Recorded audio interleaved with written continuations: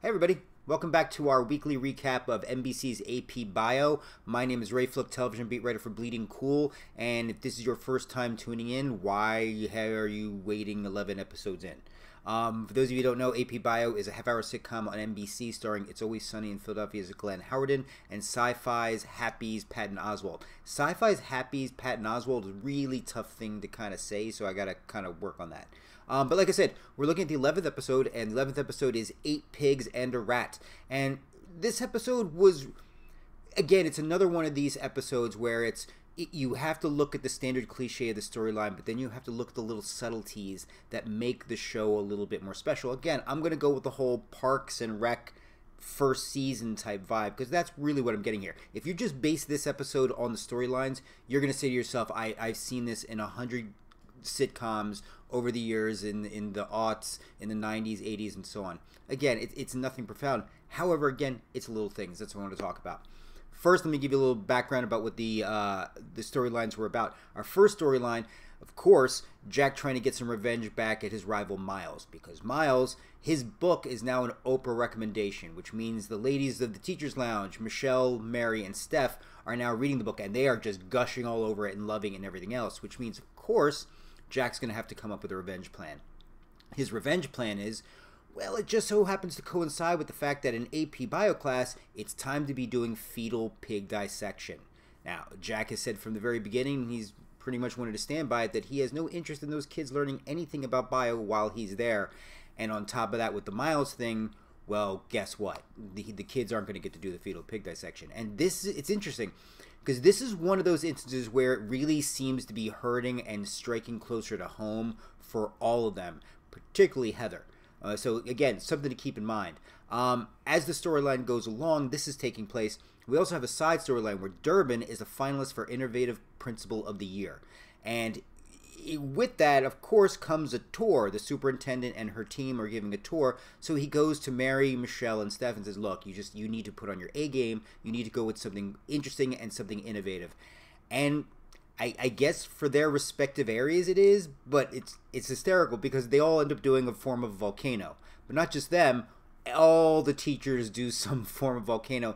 I think it's volleyballcano, I think was the one from Coach. And it's funny because the geologist, the only one who really should have done the volcano, was the one that Durbin makes do laps, because of course he's not going to give Steph, Michelle, or Mary a hard time. So really it comes down to Jack, and Durbin says to Jack, like, look, you're going to have to nail this. This fetal pig dissection is just going to have to go through the roof. Now, of course, Jack has no interest in doing the fetal pig dissection because he sent the pigs to his friend with a t-shirt cannon, because Dan had mentioned earlier that whatever the Miles twist is going to have to be a super major twist. So the idea, of course, is to fire fetal pigs at Miles' house from a t-shirt gun.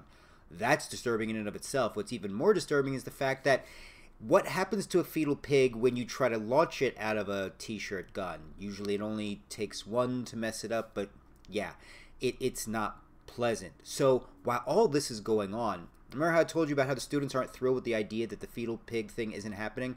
One of them had clipped out letters, put it on a piece of paper, and had tipped off Durbin that Jack was looking to get rid of the fetal pig dissection experiment. And of course, Durbin's losing it because Durbin's thinking, like, this is kind of like my closing night of my Innovative Principal of the Year award presentation. And with all these volcanoes, you really, really need to nail it. So Jack does what any good-natured teacher would do, is essentially lock his students down and proceed to interrogate and torture them until one of them breaks. And that includes ruining AP Bio textbooks. That includes making them listen to just nonsensical jazz. That includes, I think at one point, I'll talk about it in a second, but Victor into a very uncomfortable confession. All of this, and then finally the person who was the rat, the person who speaks up, is Heather. Yes, Heather. The Generalissimo's right-hand person, Jack's Tyrion, and it was Heather, and Heather storms out. And it's a great scene where Jack leaves to kind of take care of the matter, and he finds Heather writing pig on the side of his car, but, Jack has to tell her, like, oh, by the way, that's not my car is actually down there. But they have a really great back and forth where Heather says to him, like, look, you ruined everything for me. I was ready to have a chance to work with Dan for a week. We were going to be partners. We were going to fall for each other and everything. And it is so sweet and it is so nice, and it is the most we've gotten from Heather. And it's realized that my faith and trust in Heather has all been worth it. And Jack hits her with a line that was great because it really was like an adult talking to another adult. It was like, look, without him saying I'm sorry directly, it's I hurt you by accident, but you turn around and hurt me on purpose. You know, and then there was that great moment between them, and that's what I think is the shining moment of this episode. Heather and Jack make this episode. I do love the whole thing with Durbin and the volcanoes, and I think Patton Oswalt deserves a lot of credit in this episode for his quiet, subtle humor and how he's just dealing with each of these classrooms. But it's just Jack and it's Heather that really, really sell this episode. And Heather, of course, she is not going to sell out her Generalissimo, not in any way, shape, or form. We learn that her father runs a butcher business, so of course, what is she able to get her hands on? She's able to get her hands on a full open pig just on display, and Jack's able to twist that into a wonderful presentation that Durbin loves, being able to tap into some of his Harvard philosophical experience in the process. Though it does get a little sketchy. It gets a little shaky for a second. He gets challenged, and you know who I'm talking to. He does get challenged in his bio skills, and that's where Jack pulls out another card, which I love. And again, it should have been one of those things we knew all along, but it was nice to see, which is he never said he didn't know biology. He just said he wasn't going to teach them biology. So he just nails the presentation, and it is just fantastic. But in the end, as much as Heather has helped out her Generalissimo, and I'm going to keep saying that, he ends up helping her out too, because guess who he threatens to fail if he doesn't help her clean up? Dan, who doesn't look like he's too upset to have to do it. So it just was really nice. It was just a sweet moment. We're seeing the softening of the edges of Jack without him losing that edge. I still think we're seeing the psychological movement of Jack throughout. The dynamic with the students, I think, is just getting better and better every week. That's why I would love to see a second season to see where we can go with these characters. The Miles thing, I do wish maybe we could move that to the back burner for an episode or two. Not completely, because I know we can't, but just a little bit to the back burner. That's all I'm asking. More emphasis on the teachers, more emphasis on the students. Love to see a lot more Helen too. But all in all, this was just a really good, again, quality episode. Not anything that's going to be super innovating from the storyline standpoint, but it's the acting, the dialogue, the little nuances, it's just something as simple as seeing Mary, Michelle, and Steph just start dancing around Durbin.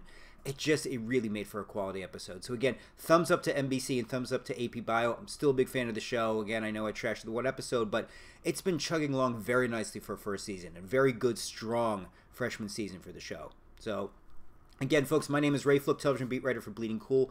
Thank you for taking the time to listen to me ramble about the 11th episode of AP Bio. Hope you're going to be joining me on bleedingcool.com. I've got a whole bunch of video reviews that are going on and will be coming up. I've got one for the 5th episode of Siren that's going to be coming up this weekend, one for Love Gilda for Tribeca Film Festival, and of course Fear the Walking Dead on Sunday too.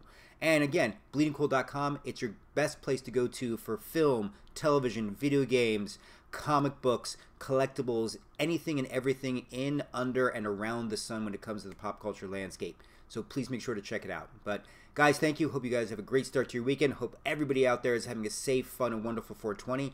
And I'll see you in the inner tubes this weekend. Take it easy, folks.